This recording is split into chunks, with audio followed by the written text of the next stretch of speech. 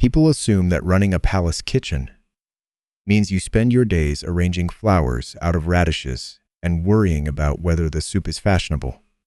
I can tell you from 14 years of experience that mostly it means fire, flour, and trying to keep grown men from touching bread that isn't theirs yet. I should also tell you, since it matters later, that every royal cook in Ironvale learns to recognize poisons before we're ever trusted with a sauce. My old head cook drilled scent and symptom into me before I was tall enough to reach the top shelf.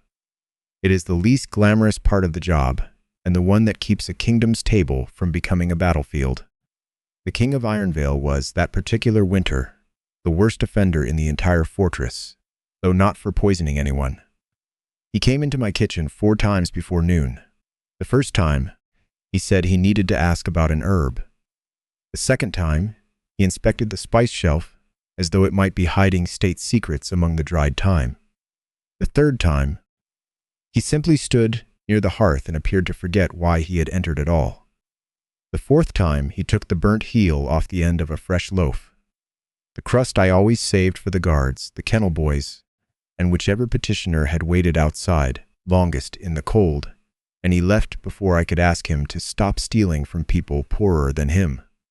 I want to be clear that Ronan Thorne, Alpha King of the Ironvale territories, commander of mountain packs, iron mines, and enough soldiers to make southern lords sweat through their collars, did not need to steal bread. He simply seemed unable to leave my kitchen without taking a piece of it with him. There was a 3-legged stool near my hearth that I used to reach the high hooks where I hung drying herbs. One afternoon, without any explanation, Ronan sat on it. It was, and I want to stress this, comically too small for a man his size. His knees came up nearly to his chest, and he balanced there with the calm dignity of a king who had apparently decided that dignity was optional in a kitchen. He came back the next day, and the day after that, until my staff simply began working around him, the way you work around a large piece of furniture that occasionally asks about rosemary. My youngest kitchen girl, a sharp-eyed scullery hand named Ivy, took to leaving the stool exactly where it was, even on cleaning days, which told me she had made her peace with the arrangement faster than I had.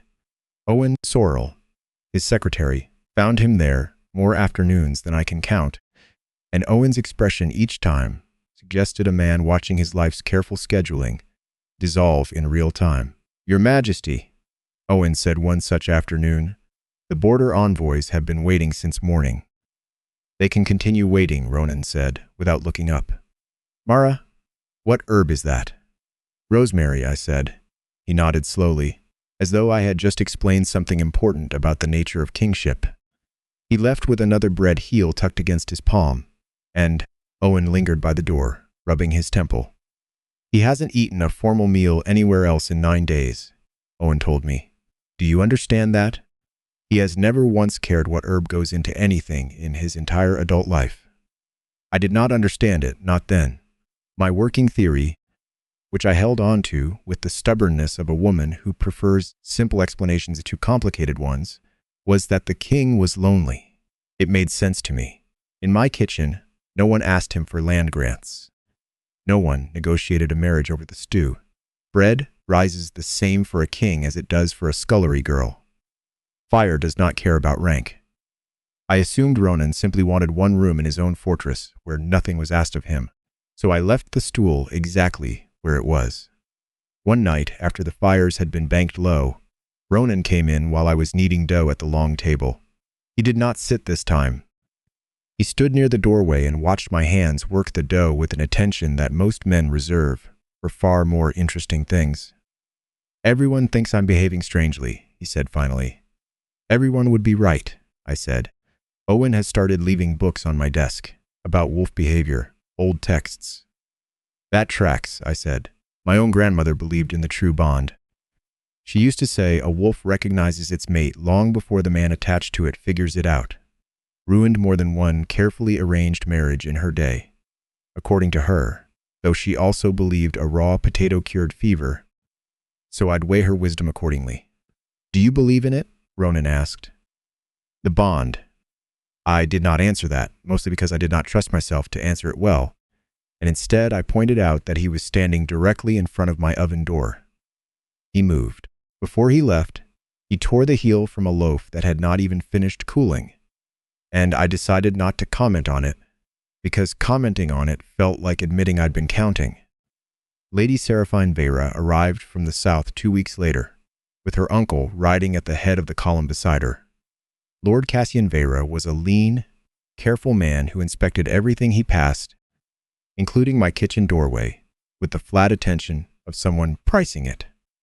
Grain moves slowly through a fortress this disorganized, he said to no one in particular, as he passed my hearth that first afternoon, and I noted, without much thought at the time, that he seemed far more interested in my supply routes than in the bread itself. Seraphine herself was not a caricature of jealousy. She had been raised, quite deliberately, to treat marriage as a form of employment, one she intended to perform competently. She expected to become Luna and hold genuine authority over Iron Vale's household, not simply wear a crown and stand decoratively at banquets. The alliance on offer involved southern grain moving north, northern iron moving south, river access, and safe military passage, all of it stitched into a marriage contract that her family had staked their entire southern standing on securing. I would learn later that if this match failed, House Vera stood to lose its seat on the Southern Trade Council entirely, and Cassian stood to lose the influence he had spent 20 years building through his niece. She stood in my doorway in pale southern silver, surveying my hearth and my staff with the careful eye of a woman conducting an audit. "I intend to bring my own cooks," she said, "my own steward, my own household guard. Security requires loyal staffing, and I understand the current kitchen carries a certain amount of unofficial influence." I told her, as professionally as I could manage, that my staff had served this fortress well for years. I did not fight her outright, because she was an honored guest negotiating a treaty, and I had no formal authority over the marriage contract. The reforms were read aloud during a formal court gathering a few days later. Ronan, I learned afterward, had approved the general restructuring without reading every line of personnel detail. When Seraphine reached the section releasing the kitchen staff, Ronan said one word: "No." The hall went completely silent. Ronan then attempted, with visible effort, to explain himself in political terms, something about disruption during treaty season, about continuity, about envoys and destabilization. It was, without question, the weakest argument I had ever heard a grown man construct in front of an entire court. To his credit, he did not simply leave it there. Within the hour, he issued a formal order suspending the entire personnel reform pending his own review, clarified publicly that Lady Seraphine held no staffing authority until any marriage was finalized, and sent Owen to every affected household with written assurance that their positions were protected regardless of what came next. It did not undo the embarrassment in that hall, but it meant Ivy and the rest of my staff went to bed that night with their jobs intact, and that mattered more to me than any speech would have. Afterward, privately, Ronan admitted he had handled it badly. "I should not have approved the reforms and then contradicted her publicly," he said. "That was unfair to her, and it embarrassed us both." Owen found me alone that evening and closed the door behind him with unusual care. "He has avoided formal meals in the Great Hall for nearly a year," Owen said. "Every route through this fortress seems to end at your hearth. What I'm describing matches every account of mate recognition I can find in those old texts." "You think his wolf chose me," I said, mostly to hear how absurd it sounded out loud. "I think," Owen said carefully, "that you may be the only person in this fortress who hasn't figured that out yet. And for what it's worth, the texts are consistent on one point. A true bond creates recognition, not compulsion. Either of you could refuse it outright. It would grieve him. It would not compel you, harm you, or take anything from you that you didn't choose to give." "That last part mattered to me more than anything else," Owen said. "It meant whatever this was, it still belonged to me, as much as to Ronan's wolf." I thought about the stool, the herb questions, midnight and rosemary, and the burnt heel, taken again and again, from loaves that had not finished cooling. I have watched servants get dismissed my entire life, whenever a household's fashion changed. I had built my sense of safety on being useful and unremarkable, the kind of fixture nobody thinks to remove, because nobody notices it in the first place. If peace with the South required someone to disappear quietly, I already knew which kind of woman usually got chosen for that role. So I began preparing a respectable transition, a sensible little speech about how well trained my staff already was, how I had, quite conveniently, been offered a position at a kitchen in the capital. I planned to leave before the Alliance feast, cleanly, before anyone had the chance to remove me first. It is a pattern I have repeated my whole life. I remove myself before someone else gets the satisfaction of doing it for me. Ronan found out before I could act on it. He had gone looking for answers of his own, reading the old Mate Bond records himself, consulting a wolf historian the healers trusted. He came to understand, fully and without excuse, that his wolf had chosen me the better part of a year earlier, and that none of it gave him any claim on me at all. He came to the kitchen the evening before I intended to submit my resignation. "My wolf is my responsibility, not yours," he said. "You owe me nothing because of it. Your position here was earned, and it remains yours regardless of what you decide about anything else." He stood a full pace away from me and held out one open hand, offering nothing but the choice itself. "Stay if you choose the work," he said. "Stay closer only if you choose me." I told him honestly that I wanted to stay. I also told him that I would not build anything on a foundation with a lit fuse still burning underneath it, and that the political mess with Seraphine had to be resolved honestly before I would consider anything else. He agreed. He went to Seraphine directly and told her, plainly, that the marriage could not proceed honestly. He offered her something else instead. A binding treaty covering iron and grain, a joint granary on the border, protected trade roads, council oversight, financial penalties written into the contract for either side that broke it. Seraphine was furious, not merely wounded, but genuinely furious. Her southern council seat, her family standing, everything Cassian had spent 2 decades building through her, now stood on the edge of collapse over a match broken for a palace cook. 2 southern envoys packed their wagons and left within the week, a quiet signal that the South's patience with Ironvale was thinning, and Ronan's own council began muttering that a king distracted by kitchen affairs was a king inviting a hungry winter. Cassian found Seraphine in that fury and offered her something far more dangerous than comfort.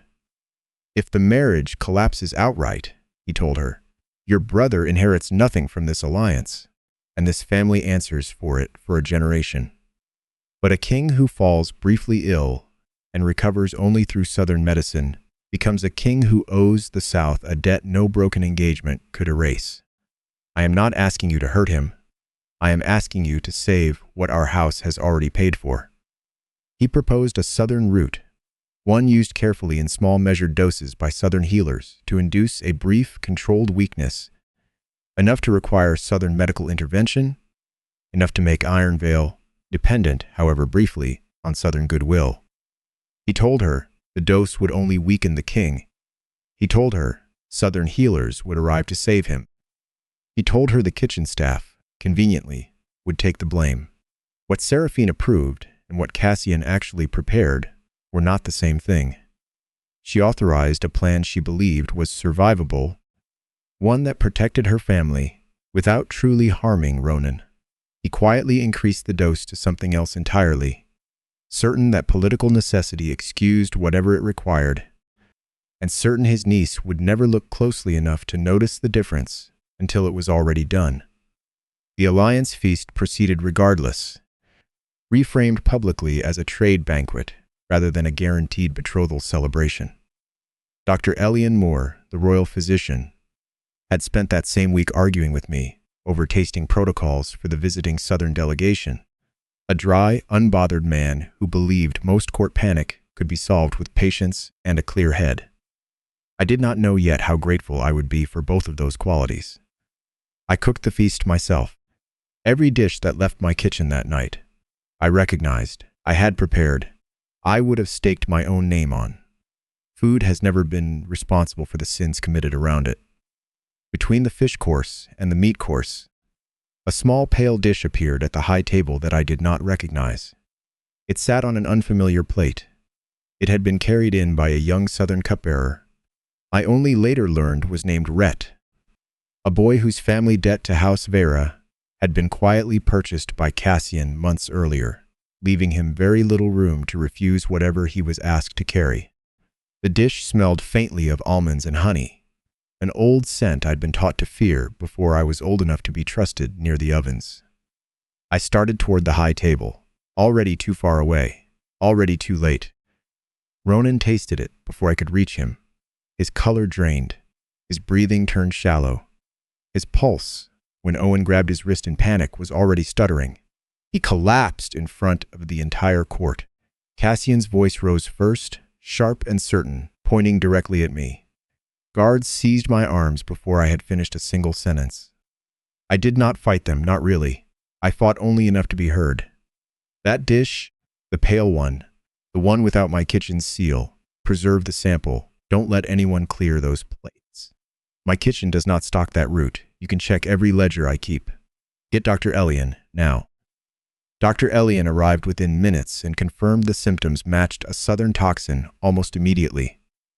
I gave him what I knew quickly, the likely ingredient, a rough estimate of dose, the dish it had come from, where the kitchen kept emergency charcoal. I helped position him on his side, and I physically blocked two well-meaning nobles from pouring salt water down his throat. I was not his physician. I did not perform miracles. I simply knew my kitchen well enough to tell the truth quickly, and that hour quickly mattered more than almost anything else. Even weak, Ronan heard the guards restraining me. "Release her," he said, barely more than breath, and it still carried the weight of a command an Alpha King does not give twice.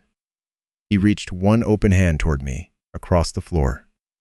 The court watched a poisoned king choose me over the political bride standing a few feet away, and I understood even then that this told them something true about his heart, and absolutely nothing legally useful about who had poisoned him. I reached him. I knelt beside him, and something in my chest that had been braced for years finally, quietly, gave way. I loved him. I did not stop to say so. I kept helping Dr. Elian instead. The unsealed plate and the missing kitchen ledger entry were enough, that same night, to satisfy Owen and the household guard that my kitchen had not prepared that dish. I was released before dawn. My name cleared of the immediate accusation, though the deeper question of who had sent the dish still had no answer. It took 3 more days of quiet work to answer it fully. Guards traced the plate to the southern stores and found a sealed jar of bitterheart root hidden among Seraphine's household goods. They found young Rhett, terrified and unwilling to hold his silence once he understood how close he'd come to being hanged for another man's plan, and his confession led them to payments made in Cassian's hand, and a cipher he had used before in less lethal negotiations. Among Seraphine's private correspondence, they found her own approval of a plan to incapacitate the king, though nothing in her letters showed she had known the dose would be lethal rather than merely weakening.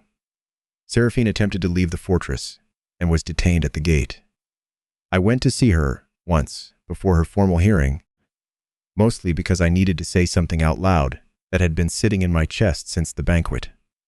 "You thought weakening him would restore your authority," I said. "I thought," she said very quietly, "that failing my family was worse than the risk. Authority built on making another woman disposable," I told her, "is only the same household wearing a larger crown. I understand why you were afraid. I don't think you understand yet what you were willing to spend to fix it." She did not answer that. I don't think she had an answer yet. Ronan survived, though it took several dangerous hours before Dr. Elian would say so with any confidence. Cassian was charged with attempted regicide, treaty, sabotage, and conspiracy. Seraphine's sentence reflected exactly what she had known and approved, no more and no less. But it was not light. She lost her diplomatic authority permanently, was placed under formal house arrest for a full year, ordered to make restitution to my kitchen staff for the danger they'd been exposed to, and compelled to testify fully against her uncle. The marriage contract was formally dissolved. The trade alliance survived anyway, rewritten into a treaty that no longer depended on anyone's wedding. Peace, it turned out, did not require a romance to hold it together. It required a document neither side could quietly break. Ronan spent nearly 2 weeks recovering, and he made a genuinely terrible patient.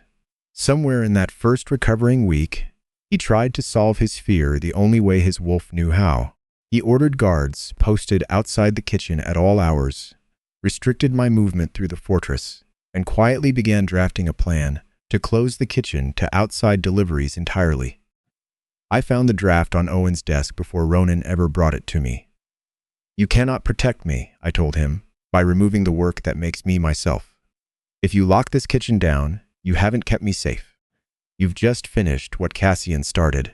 He was quiet for a long moment.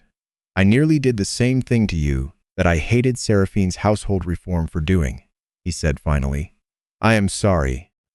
Tell me what would actually make this kitchen safer, and I will fund it and stay out of the rest." That was the version of protection I could accept, and the one I built the following months around. Before I agreed to anything resembling courtship, I told him exactly what I needed. My employment could never again depend on romance. Kitchen staff would be judged on merit. The mate bond could never override plain procedure. I wanted real authority, clearly defined, written down. Food security, I told him, was governance, not a domestic afterthought. He agreed to all of it. "My wolf found you first," he said. "I still have to learn how to deserve staying beside you. That part I have to actually earn." Over the following months, I built a winter grain reserve, a poison control inventory cross-checked against every pantry in the fortress, supplier verification, separate serving seals for every course, and a tasting and sample preservation system Dr. Elian helped me design. I opened a complaint channel for household servants who had never before had anywhere safe to report trouble. I trained Ivy as my deputy, specifically, so I would never again have to carry the entire kitchen alone. When the Border Council debated winter rationing that year, I was the one who walked them through the numbers, and I watched them listen the way they'd once listened only to men with titles.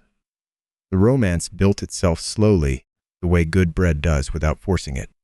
Quiet breakfasts, shared reports, dry teasing neither of us bothered pretending wasn't flirting. He learned to simply state what he wanted, instead of circling it with excuses about herbs. I learned that I did not have to remove myself in order to protect everyone else from the inconvenience of my presence. I gave Ronan my answer in private on an ordinary evening over broth he still insisted on asking about. "Yes," I told him, "all of it. The bond, the work, the life beside you." The court heard it only a few weeks later, because I wanted it recorded, not because I needed an audience to make it true. Ronan confirmed before the full hall that my authority over the kitchen and the food council was permanent, and that any courtship remained, and would always remain, mine to choose. I walked to the high table myself. Nobody walked me there. He placed the burnt heel of a fresh loaf into my open palm. I accepted the Luna's chair only after its duties and authority were written down clearly, enough that no one could later pretend they'd meant something smaller. A year has passed since that night. I am Luna of Ironvale now, head of the Royal Food Council, and still, by my own insistence, meaningfully involved in the palace kitchen. Ivy runs the floor most days, well enough that I no longer carry every burden alone. There is a proper chair built for Ronan in my kitchen now. He never sits in it. He still folds himself onto that same old three-legged stool, knees too high, and he still takes the burnt heel, though every loaf we bake now comes with 2 more, set aside for the guards and the kennel boys, and whoever's waited longest in the cold, so no one goes without on account of a king's appetite. His wolf understood first.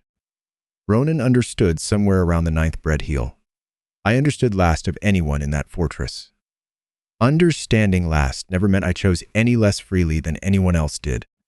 I stopped believing I was the kind of woman who had to disappear quietly whenever powerful people decided their arrangements had earned the name peace.